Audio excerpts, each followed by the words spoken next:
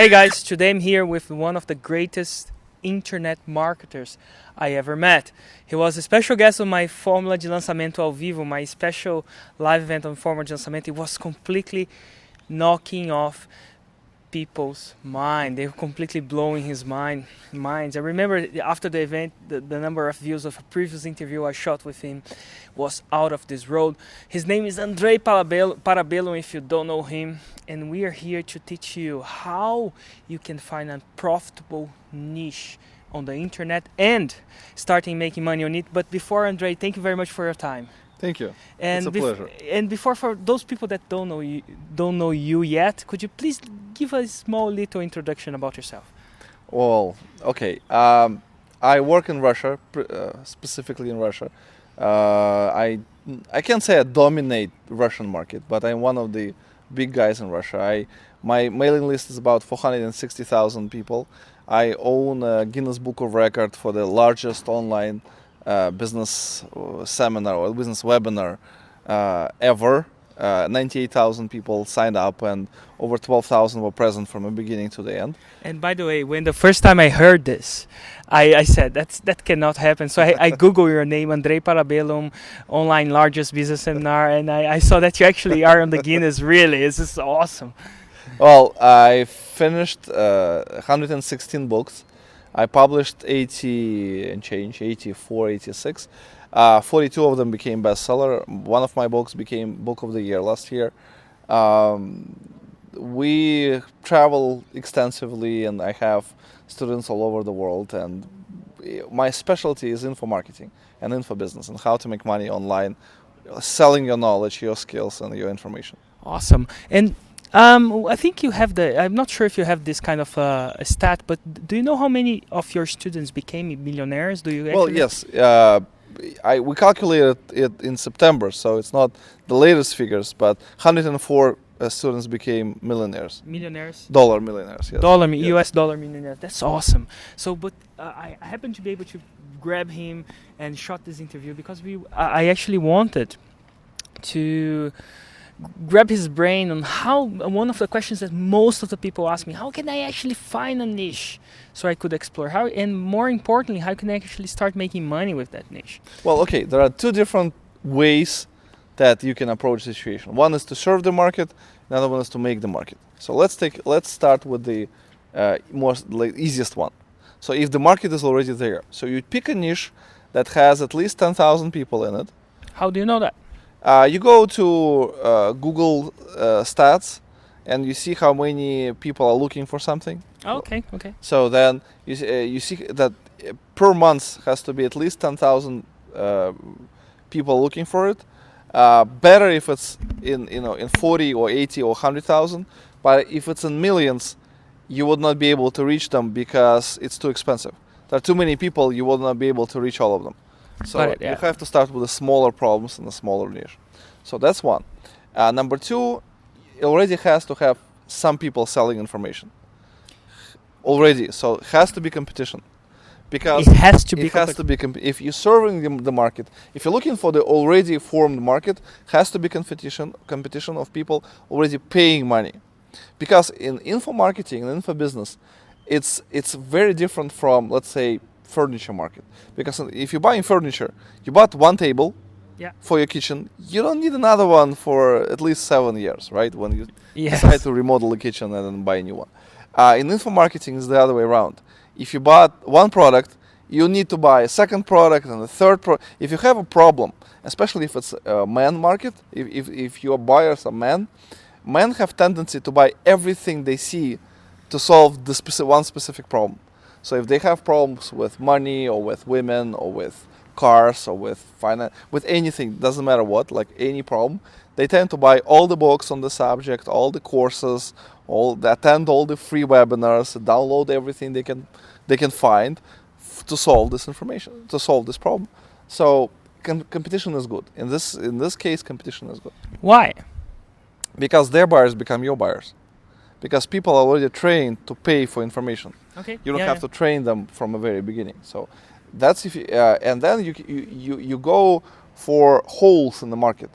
So what I mean by holes. So if the person or if your competition is offering live events but not offering online events, or if they're offering online events but not offering live events, or not offering info products, or not offering coaching, or not offering something. So you find something that they're not offering, a format, a specific format that they're not offering, and or a price tag. So there are, like, you can buy books at like $10, and you can buy products at $2,000, but there's nothing in between. Yeah. So you go with $500 product or with $300 product. So you find your in between different competition, in between different products, you find your sweet spot, and you create products in a format specifically for this sweet spot.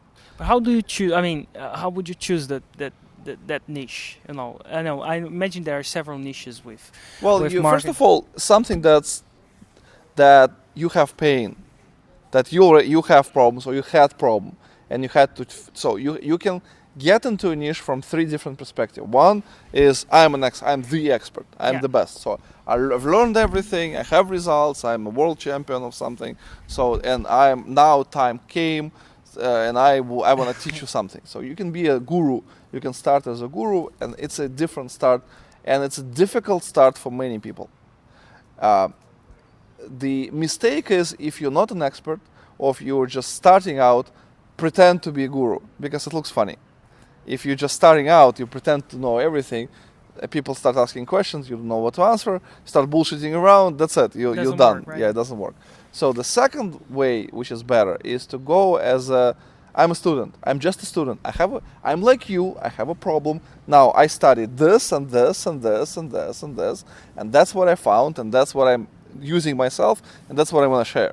Cool. So that's the part, the easier part. Or there's a third part. Third part is if you're not an expert at all and you don't want to be an expert, you find an expert and you start making money with them. So you're like a producer. So you produce them. So you find an expert, sign a contract with them, and help them monetize the knowledge. Okay. So they speak, they do. So you organize events for them. You do the get response, and you do whatever. You do the mail database. You do the launches. You do videos, but they're just teaching, and you're selling, and you split it 50-50. So that's a third way to start. So you find an expert that's already known, but not extremely well known, or not monetizing as much as he wants to. Help them make more money, split it 50-50. They're gonna be happy. You're gonna be happy. Awesome. And you said that you should go. There's two ways. You should go to a market that exists. So that's if you go after a market that's already there. If you have a burning desire to go after a certain market which is not there, that's how I started in Russia. That's how I started. Yeah, I mean, there is nothing. I mean, it's like from a science fiction movie that you got into the past. Remember Back to the Future? It's like you got back to the past. And I mean, you are a computer wizard, programmer, but there's no computers. Yes. So you have to help them create computers. So then you can create programs. Then you are going to be a wizard. Yes. Something like that. So if you are creating the market from scratch, then your assets and your goal is to have 100 clients. You can do it for free. Free is the best. Free works better. So you start 100 clients. Yeah. You have to have 100 cases of positive transformation from people in your niche. So you start doing it for free. Better, if you do it one by one, it's going to take a lot of time. So you do it in like a free online training. You create a 3-week training, because 3 weeks usually allows for bigger transformations, and then you put everybody in a training, and you teach them one specific skill, or one specific idea, or something like how to create a blog, or how to promote your video, or how to do video copyright, like something very specific. You do one training. Then you package it and sell it afterwards. But your goal is to have first 100 happy people. Case studies that went through it. So then you document the case studies. You do interviews with them like we're doing right now. You put it on YouTube. You put MP3 file on your server.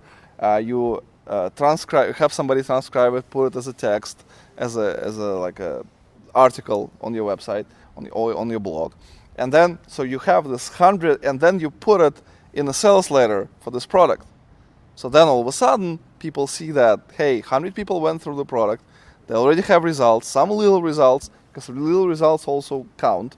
You need little results in order to for people not to feel intimidated. That's only for billions of dollars. Or it's for not me. just, oh, it worked for I made gazillion, or I Right, lost right. that much weight. And Right, so little results is also good. So document all the results you have, positive, and then put it in a sales letter. And then do the version 2, already with like paid for, version paid for. So, and then you start, then what you do, when you're just starting out, you have to do something for free, and you have to do something for money. Because if you don't do anything for free, then there is no reach. Then it's very slow to expand. If you don't do something for money, then there is no money to pay for advertising, to pay for food, for your car, for your house, etc., etc. So the best way to do it, have one event for free, one event for money, one for free, one for money, one for free, one for money, and then you keep going. It's like inhale, exhale, and then all of the free content you put out for free, so people can download it on their own, on your site, and then 20% of your paid content you also put out for free. It's like it works like with the drugs. First dose is free. yes, For the second dose you have to pay. Same thing here. Excuse me. They get the first portion of your training for free. Videos, audios, case studies, but in order to continue they have to pay. So I figure out about 20%. If you push out about 20% of content, then whatever, so 20% to do it for free of your paid content. So that makes it much easier to sell. And is this the way you started? Yes. How did you start? Well, I did the first free training on how to write my book. And I was not a Book? guru. Yeah, I had no books at the time. Okay. So I couldn't say, like right now I can say I have 116 books, bestsellers, etc., etc. So I can, Really bestsellers. 42 bestsellers. 42 bestsellers in Russia. Yes. Awesome. One of them last year made the book of the year. So What was it? it was about copywriting, how to create text that sells. Oh, awesome. Now, going back to the question, at that time I had no books, so technically I couldn't say I was a guru, I know, etc., etc. However, I made a bet with my friend that Like I'm gonna a bet? Yes, that I'm gonna write a book in 3 weeks. So I wrote on my blog saying, I had just 400 friends or 450 friends. I said, I have a stupid bet with my friend, but I'm gonna write a book in 3 weeks. And if you want to do a book, I can show you what I'm doing every day. So you can do the same and get the same result. So if you want to sign up here. So over 100 people signed up, like 118 people signed up. And I started teaching them for free. And 56 of them finished their book on the end of the 3 weeks. I finished my book and they finished their book. Already in a Word file, in PDF file, downloadable, like layout, everything. Everything was done with a title, tested title, cover, the whole normal book. So to me it was a revelation because I didn't know I could teach. And when I saw I was that successful, then I decided I'm going to do next training for $100 because free, paid. So I did for $100, 25 people signed up. So, $2,500, which is not a bad start, Yeah. and that's how I started. And then then I promised whoever wrote their own book, I promised to teach them about the info business. So they started asking me, okay, you promised, please deliver. And then I realized I don't want to just teach them how it works. I want to make them work, make them make money. So my first, like a real big training was how to make money with info marketing. And my big promise was you'll make $10,000 in 3 months. So it took me half a year to prepare for this training. And I was doing pre-launch. I didn't know about launches, but I was doing pre-launch sequence. I was pushing the information out. I was telling them what's going to be in the training, etc., etc. I was raising my price slowly but surely. And then by the time I finished the training, I calculated only in this training I made $38,800 or $600. So to me, this is already business. Awesome. 2,000 is it's a hobby. Yeah. But 38,000 for the training, it's already a business. So and then the whole thing started And from how there. big are you right now? I mean, how big is your business right now? Um, I mean, people think that we are all born with big businesses. No, But, I started it's- alone. I mean, I and- hired one guy I didn't pay him salary. He was on pure commission. If we didn't sell anything that month, he wouldn't get paid anything. So I mean, it was hard for him and for me, but it was a mutual decision. Now he's a general manager in one of my companies. I have about 80 people working for me. 80. 80, yes, 80 people. Copywriters, content managers, launch managers, tech support, business coaches, trainers, computer guys, social media people, people that are in charge of the phone room, that boiler room that they call and upsell, etc., etc. I mean, ton of different people. So some of them I didn't know the name even. So because we changed, they change. We fire some, we hire new people, etc., etc. So, Awesome. I mean, it's a ride. It's very interesting. It's extremely fun business. It allows us to travel a lot. I travel. Well, last year I traveled to over 30 cities, Including São Paulo. São Paulo, yes, including Brazil. Brazil was excellent. I love Brazil. People just, amazing people. Very open, very friendly. I loved it. I would come again. So next time I will definitely come.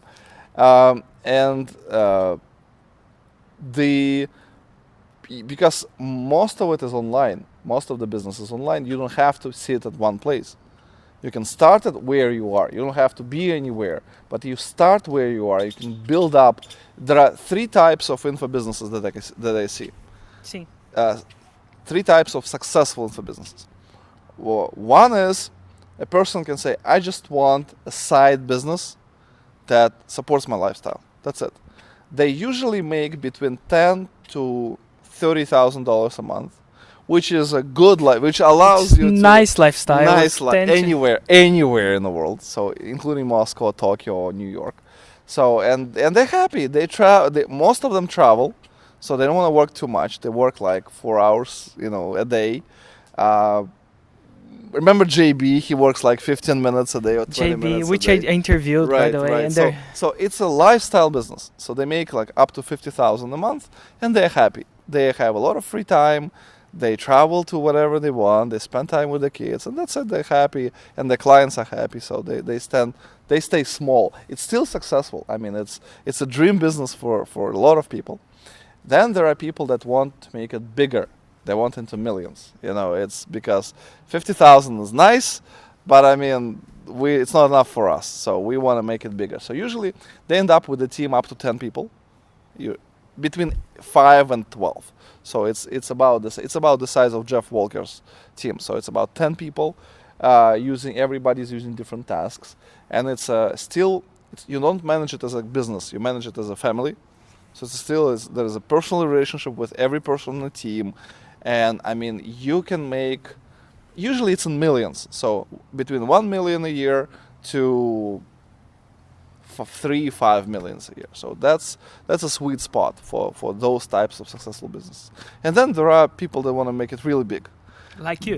Well, I'm not where I want to be. Let's put it this way. But I want to be global. So I want to have a huge company and thousands of people. And again, right now I have 460,000 people in my database. My books are in hundreds of thousands. But I want to get into millions, and in the tens of millions, and then in the hundreds of millions. And is it true that you're actually going for the billion? Well, with a big B. It's I don't know how to get it yet, so don't quote me on that. But it's a big. I can't say it's a goal, because goal will kill you. If you don't reach your goal, you're not happy. I'm happy where I am. I'm happy with the journey. Awesome. But my intentions, yes, to get beyond the billion, not to the billion, but beyond the billion. Awesome. Because then I can help people on a massive scale. Right now, I'm doing certain products and certain projects for free or partially for free on the scale that I can. But in order to scale it up, you need to fuel it with money. Yeah. So. Awesome, Andrei. And I know that we are actually losing light here somehow. But I want you to leave, if you were to leave the people out there that actually want this, right? And you gave a lot of information. But if you want to give one first step to start, just one, what would that be? Do one thing every day. Just figure out the niche you're gonna be at, and it doesn't matter where it's already existing market or a new market, and decide to do one thing, but every single day. Spend at least an hour on it. 1 hour a day to reach your dreams, to reach your goals. Because if you're spending less than an hour, you're not serious. If you're spending 15 minutes, you're just dabbling with it. Or if you are working on it one day a week, again, you're not serious. Spend 1 hour, but each day, no breaks, even on Saturday and Sunday, reading, implementing, not reading, implementing, doing something, creating something. Put a free webinar out, see how people will react. Create a short sales letter, put it out, see what people will say, etc., etc. So sell something, and then you will see how market reacts. If they react positively, then you keep pushing. If they don't react positively, you change your approach, but you still keep pushing. Awesome. One step every day will bring you there. Awesome, Andrei. Thank you very much, Thank man. you, Eric. It's a pleasure. See you in Brazil the next time. Yes.